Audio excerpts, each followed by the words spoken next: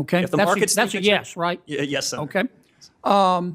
The problem is that President Trump has said he's not going to appoint anybody who wouldn't agree to lower interest rates. Have you agreed with the president that you're going to lower interest rates?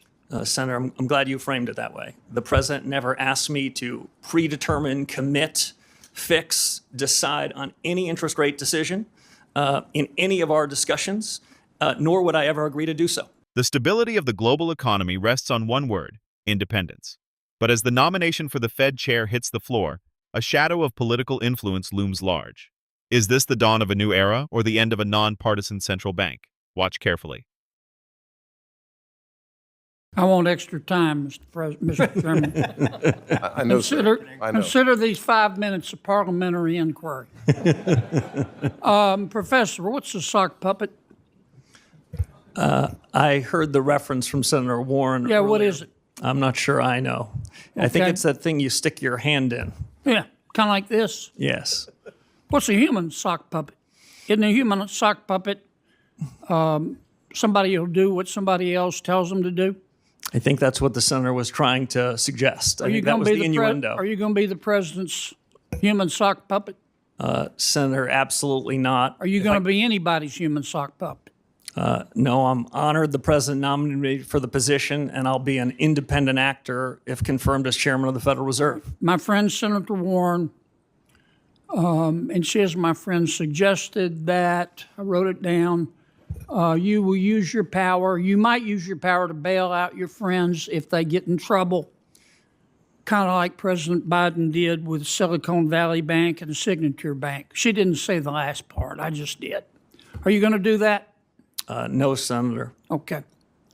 The ethics folks, they've cleared you, but they've said you've got to sell some assets. Is that right? Yes, sir. Okay. And these assets that you have, you can't just hold a yard sale, can you?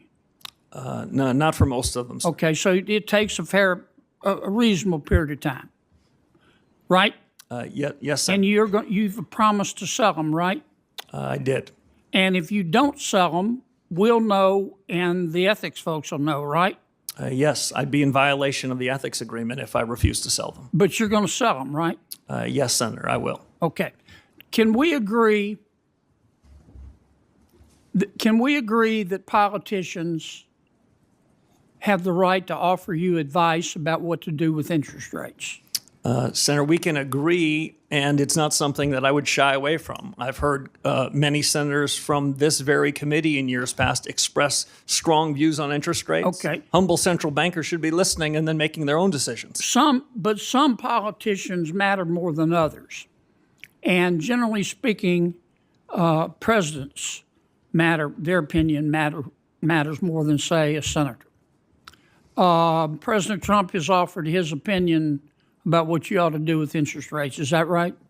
Senator, he has not made his opinion on that a secret to anybody. Yeah. And every president has that you're aware of. Yes, and they all tend to be in the same direction, Senator Kennedy. Okay.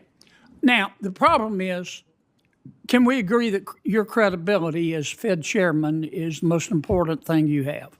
It's the most important thing to me, it's the most important thing to the institution, and it's the most important thing to the successful conduct of policy. Okay. If the that's markets that's a yes, right? Yes, Senator.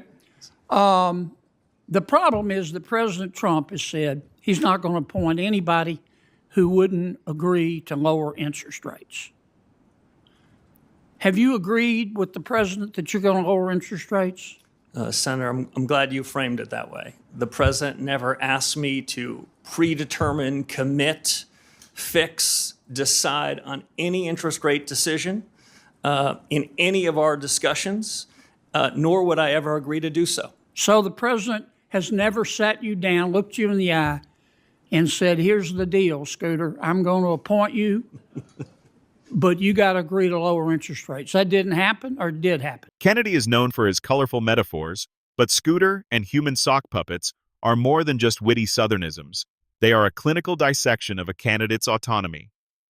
By bringing up President Trump's public demands for lower rates, Kennedy is forcing Kevin Warsh to choose loyalty to the man who nominated him or loyalty to the institution's credibility.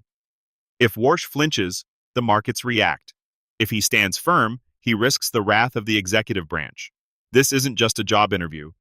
The president never once asked me to commit to any particular interest rate decision, period, and nor would I ever agree to do so if he had, but he never did. I was honored he nominated me. Like everyone else in the committee in the world, I've heard his view on interest rates. It sounded very similar to me to every other president in economic history that I've studied. Okay, I've got one more question because I'm about to run out of my parliamentary inquiry time. I've heard your argument the last few months about artificial intelligence has made us so productive, labor so productive that companies don't have to raise prices. Therefore, inflation isn't a problem. Therefore, rates can be cut. Do you really believe that right now? No, that is not how I would characterize the story on AI. Okay, but you've said what I just said, haven't you?